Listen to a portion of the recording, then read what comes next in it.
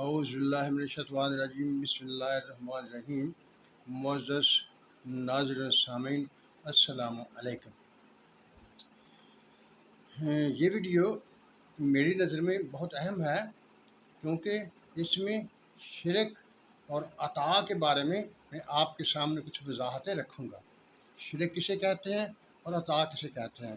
کیا عطا میں کوئی شرک واقع ہوتا ہے یا نہیں ہوتا، اور شرک کس صورت میں واقع ہوتا ہے؟ یہ سب باتیں میں آج آپ کے سامنے رکھوں گا، اور میں امید کروں گا کہ انشاءاللہ تعالی آپ اسے غور سے سنیں گے، دیکھیں گے، اور اس ویڈیو کو شیئر بھی کریں گے، اور میرا چینل سبسکرائب بھی کریں گے۔ اگر یہ چیز آپ کو پسند آئے تو پھر یہ میرا حق ہے آپ پر کہ آپ اسے سبسکرائب بھی کریں اور شیئر بھی کریں، اور دوستوں کو بھی مشورہ دیں۔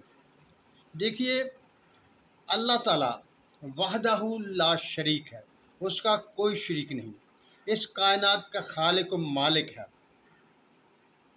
اس نے یہ کائنات تخلیق کی، اور اس کے تمام انتظام و انسان کا ذمہ دار بھی وہی ہے۔ کہتے ہیں، ایک حدیث قدسی ہے، کنتو کنزن مخفین احببت ان اعرف فقد خلق الخالق۔ اللہ تعالیٰ فرماتے ہیں کہ میں ایک چھپا ہوا خزانہ تھا، میں نے چاہا کہ پہچانا جاؤں تو میں نے خالق کو پیدا کیا۔ اب پہلا سوال یہ لیتے ہیں کہ اللہ تعالیٰ کی پہچان کیسے ہوگی خالق کے ذریعے سے؟ وہ تو خالق ہے، مالک ہے، ہر چیز کا جو چاہے کرے، جیسے چاہے کرے، اسے کوئی پوچھنے والا نہیں ہے، لیکن خالق کے ذریعے اس کی پہچان کیسے ہوگی؟ پہلے یہ نقطہ سب سے سمجھنے والا ہے۔ دیکھیے، سخی کا علم اس کے جس پر سخاوت کی جاتی ہے اس کے ذریعے سے لگتا ہے کہ وہ کتنا سخی ہے، کتنا اس نے عطا کیا، کتنا اس نے اس کو دیا، اور کیسا سلوک کیا۔ اگر سخی سخاوت کا عمل نہیں کرے گا تو اس کی سخاوت کا کیسے پتہ چلے گا؟ اللہ تعالیٰ نے یہ کائنات بنائی اور اپنی صفات کا اظہار اس کے ذریعے سے کیا۔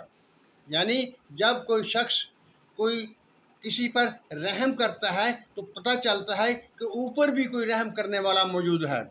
جب کوئی شخص کسی کو کوئی چیز دیتا ہے تو پتہ چلتا ہے کہ اوپر بھی کوئی دینے والا موجود ہے۔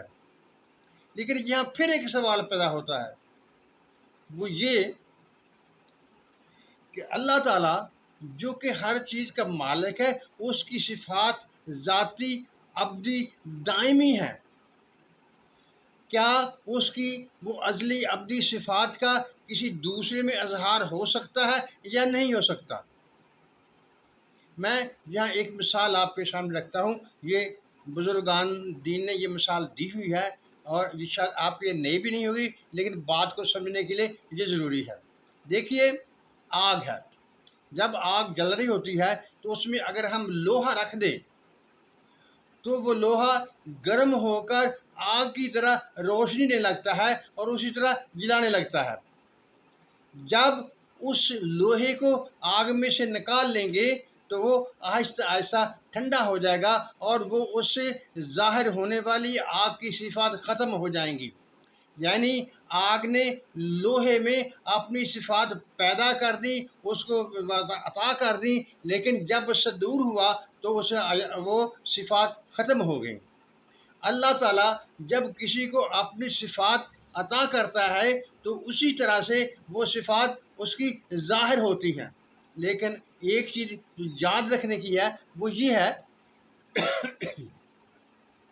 معاف کیجیے گا، اللہ تعالیٰ کی صفات دائمی، ازلی، ابدی ہے، اور جب وہ صفات عطا کرتا ہے تو عطا شدہ ہوتی ہیں، اس شخص کی، اس چیز کی اپنی صفات نہیں ہوتی ہیں، اس کو اللہ تعالیٰ کی طرف سے ملی ہوئی ہوتی ہیں، اور اللہ تعالیٰ کی رضا تک، اس کی مرضی تک اس میں ان کا اظہار ہوتا ہے۔ جب اس کی مرضی نہ ہو تو وہ ان کو واپس لے سکتا ہے، ان کو ختم کر سکتا ہے۔ اب یہ بات تو واضح ہو گئی کہ وہ رحمان وہ رحیم خدا جو اس کائنات کا خالق ہے وہ لوگوں کو اپنی صفات عطا کرتا ہے. لوگوں کی صفات عطائی ہوتی ہے لیکن اللہ تعالیٰ کی صفات ذاتی ہوتی ہیں. اب سوال یہ پیدا ہوتا ہے، فرض کیجئے کہ اللہ تعالیٰ نے ایک شخص کو رحمانیت کی، رحم کی، شفقت کی صفت عطا کر دی، تو کیا وہ دوسروں پر شفقت کرے گا یا نہیں کرے گا؟ اگر وہ شفقت نہیں کرے گا تو ان صفات کا وہ حق ادا نہیں کرے گا، اور جب وہ شفقت کرے گا تو دوسرے اس شخص سے مستفید ہوں گے. تو کیا وہ شرک کر رہا ہوگا؟ نہیں، ایسی بات نہیں ہے. شرک کے لیے ایک واضح تعریف جو علماء کرام نے کی ہے وہ بھی میں آپ کے سامنے رکھتا ہوں. خدا تعالیٰ کی ذات و صفات میں کسی کو کنایاتاً اشاراتاً شامل کرنا شرک ہوتا ہے. لیکن جو پہلے بات جو میں نے کہی ہے کہ اللہ تعالیٰ کی صفات اس کی اپنی دائمی ازلی ابدی ہوتی ہیں اور وہ عطا کرتا ہے جس کو چاہے عطا کر دے. جب وہ عطا کرتا ہے اور ان کا اظہار ہوتا ہے تو وہ شرک نہیں ہوتا. آئیے اب قرآن شریف پوچھتے ہیں کیا اللہ تعالیٰ جب صفات عطا کرتا ہے تو اس پر شرک کا اطلاق ہوتا ہے یا نہیں ہوتا، اور کیا ان صفات کا اظہار ہوتا بھی ہے یا نہیں؟ جو میں کہہ رہا ہوں کہ اللہ تعالیٰ کی صفات کا اظہار ہوتا ہے. دیکھیے اللہ تعالیٰ نے سورۃ مریم میں ارشاد فرمایا ہے، میں آپ کے سامنے وہ آیات رکھتا ہوں. اعوذ باللہ من الشیطان الرجیم، بسم اللہ الرحمن الرحیم. واذکر فی الکتاب مریم اذ انتبذت من اہلہا مکانا شرقیا فاتخذت من دونہم حجابا فارسلنا الیہا روحنا فتمثل لہا بشرا سویا قالت انی اعوذ بالرحمن منک ان کنت تقیا قال انما انا رسول ربک لاہب لک غلاما زکیا. اب ترجمہ. اللہ تعالیٰ نے فرماتے ہیں کہ کتاب میں مریم کا ذکر کیجیے جب اس نے اپنے اہل سے الگ ہو کر ایک طرف ہو کر اور اپنا ایک طرف پردہ کر لیا، تو ہم نے فارسلنا الیہا روحنا، تو ہم نے اپنا روح اس کی طرف بھیجا جو اس کے سامنے ایک بھرپور مرد کی شکل میں ظاہر ہوا. تو مریم علیہ السلام کہنے لگی، قالت انی اعوذ بالرحمن منک، میں تجھ سے اللہ کی پناہ مانگتی ہوں اگر تو اللہ سے ڈرنے والا ہے. قالا انما انا رسول ربک، کہا اس روح نے یا جبرائیل علیہ السلام نے کہ میں تیرے رب کا نمائندہ ہوں، تیرے رب کی طرف سے پیغام بر ہوں، لِأَهَبَ لَكِ، تاکہ میں تجھے عطا کروں، میں تجھے دوں غلامن زکیہ، ایک نیک اچھا پاک لڑکا. دیکھیے اب وہ رسول اللہ تعالیٰ کا نمائندہ جو مریم علیہ السلام کے پاس آئے تھے وہ کہتے ہیں لِأَهَبَ لَكَ غُلَامًا زَكِيًّا، کہ میں تجھے دوں ایک نیک لڑکا. حالانکہ میں بھی جانتا ہوں، آپ بھی جانتے ہیں، اللہ تعالیٰ نے قرآن شریف میں ارشاد فرمایا ہوا ہے کسی کو اولاد دینا نہ دینا میرا کام ہے، کسی کو بیٹیاں دوں، کسی کو بیٹے دوں، کسی کو ملا جلا کر دوں، یہ سب اللہ تعالیٰ کہتا ہے کہ میری مرضی پر منحصر ہے. لیکن یہاں پر وہ فرشتہ وہ رسول حضرت جبرائیل علیہ السلام یہ فرما رہے ہیں لِأَهَبَ لَكَ غُلَامًا زَكِيًّا، کہ میں تجھے ایک بیٹا دوں.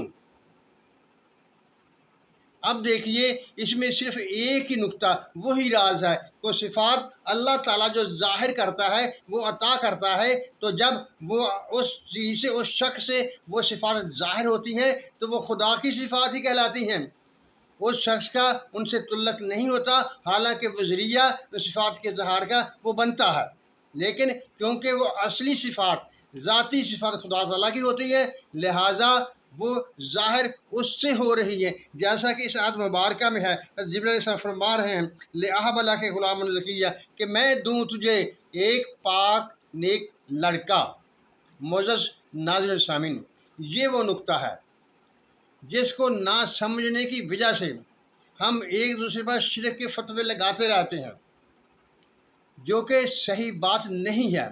آپ سمجھ لیجئے اگر کوئی شخص یہ مانتا ہے کہ یہ صفات اللہ تعالیٰ کی ہیں اور اللہ تعالیٰ کی یہ صفات بندوں کو عطا کرتا ہے، اور جو میری طرف سے کچھ ظاہر ہو رہا ہے وہ اصل میں صفات اللہ ہی کی ہے، تو اس میں کوئی شرک لاگو نہیں ہوتا۔